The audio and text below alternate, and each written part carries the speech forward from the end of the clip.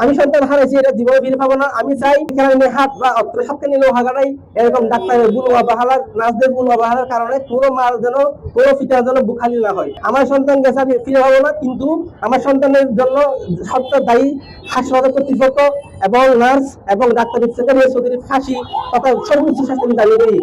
এবং আমি চাইবো প্রত্যেক হাসপাতাল তারা ডাক্তারকে দিক নির্দেশনা যেন দেন, যেন অবহেলা না করে।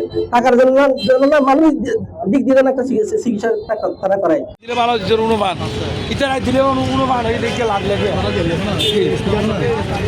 সুস্থভাবে নিয়ে আসার পরে ওরা সুস্থ ট্রিটমেন্ট না করার কারণে আমার ভাই চলে গেছে। এটা আমরা কেউ মানিয়ে নিতে পারতেছি না। ডাক্তারের সুস্থ আমরা বিশ্বাস চাই, আপনারা সবাই চাইবেন যে এরকম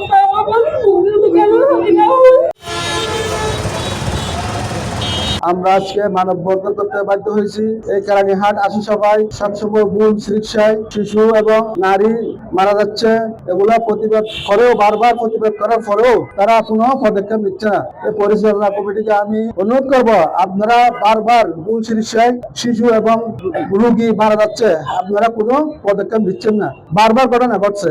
আমি আপনাদেরকে হুঁশিয়ার করে দিচ্ছি, আপনারা শিশুকে ভুল চিকিৎসা বারবার আমার দুর্ঘটনা হচ্ছে আশি সভায়। আমি আপনাদেরকে অনুরোধ করবো, প্রশাসনিক ভাবে অনুরোধ করবো, এই ঘটনা যাতে আর না হয়। যেটা ঘটেছে অতি সত্য, এটা একটা সুবিচার কামনা করছি আমরা।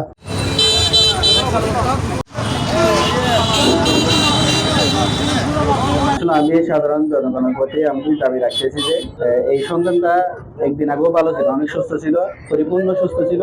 এটা আমি মনে করতেছি তাদের সম্পূর্ণ মেডিকেলের অবহেলা, ডাক্তারদের অবহেলা, নার্সের অবহেলা। এটা আমি সাধারণ জনগণের কাছে এটা দাবি রাখতেছি, যেন এইরকম আর কারো মায়ের বুক খালি না হয়। প্রশাসনের প্রতি বিনীত অনুরোধ জানাচ্ছি, এটা সুস্থ তদন্ত করে এটা বিচারের আওতায় আনা হোক। বিচার চাই, অশ্ববার গালে গালে, মারা তালে তালে, ইফতিকারের গালে গালে, মারা তালে তালে।